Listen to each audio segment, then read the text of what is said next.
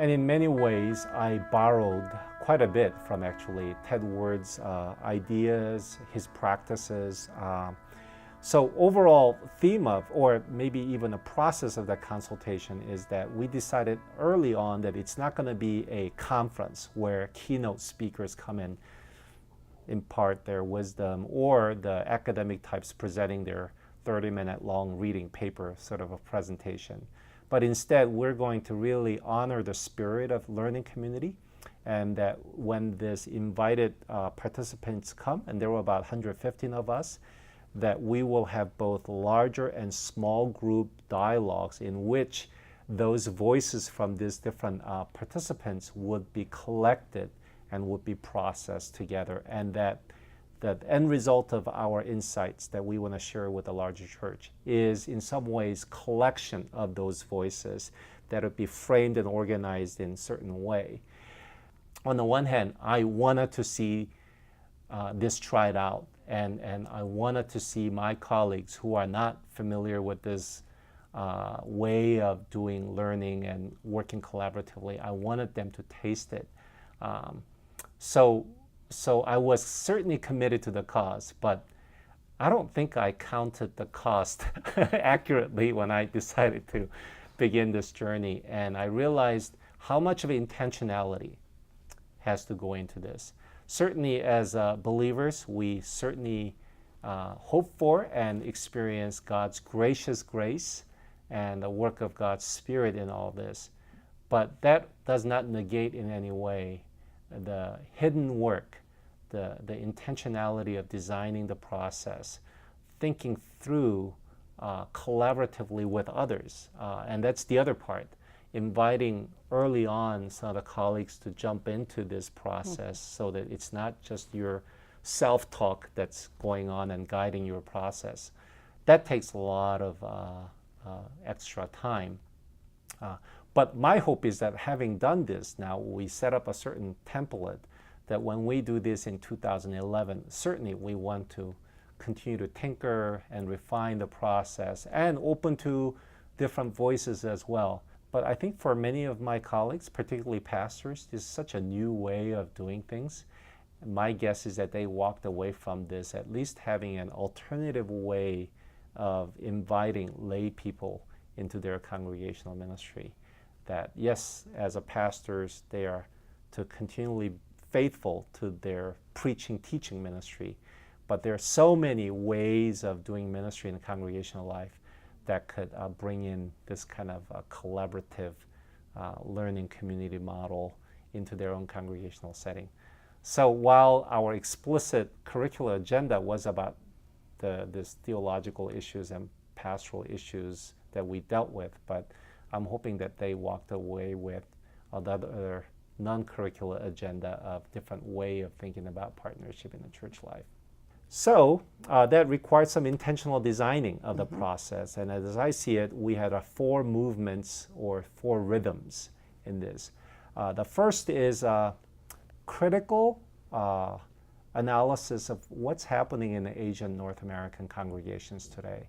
What are some important issues and how these congregations are experiencing this particular topic or issue in their own settings. So first phase was critical analysis of what's happening today. Second is from there we went to scriptures, and we have decided this picture of church as a household of God, which is a beautiful picture that comes out of Ephesians chapter 2, verse 19. After that wonderful discussion about how Christ achieved reconciliation on a cross. In that case, Paul was writing about the hostility between the Jews and Gentiles and how Christ achieved the peace not only vertically between ourselves and God, but horizontally among these warring groups. And also because Asian Americans have a particular affinity to this picture of household or family, we decided to use that particular metaphor as a way of envisioning what church is. So the second part was a biblical and theological exploration of that rich motif, and also in the larger context of the epistles to Ephesians. and did a biblical and theological reflections. And that's one of the reasons why we really invited theologians and scholars to come work with us on this project. The third part of the movement is, okay, if this is to be one of the compelling and guiding picture of what church is, that it is a household of God, to an extent, church will always be a voluntary association. It's a group that we choose to join.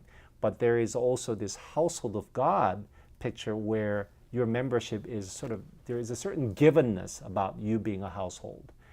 You choose your friends, but you don't choose your brothers and sisters. And how do we live in that reality that God has created for us? So if we take this metaphor of household of God really seriously, then how can we envision 10, 20 years from down the road what Asian North American church can be like? So it was what we called hope-filled imagination of what our church can be like if this metaphor were to be lived out in our congregational life today. And then final phase was thinking very concretely and strategically about what are some current practices that we can embrace? What are some new practices that we can embrace that would take us from where we are in our critical analysis to this picture of a hope-filled imagination of what church can be?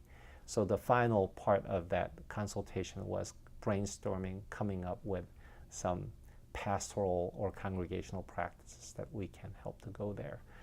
So as you know, the Henry Center, which really funded us very generously with this project, has also gave us enough funding that we can work on a book project that would come out as a result of this consultation. So we've been working on that, and we'll be continuing to work on that this summer.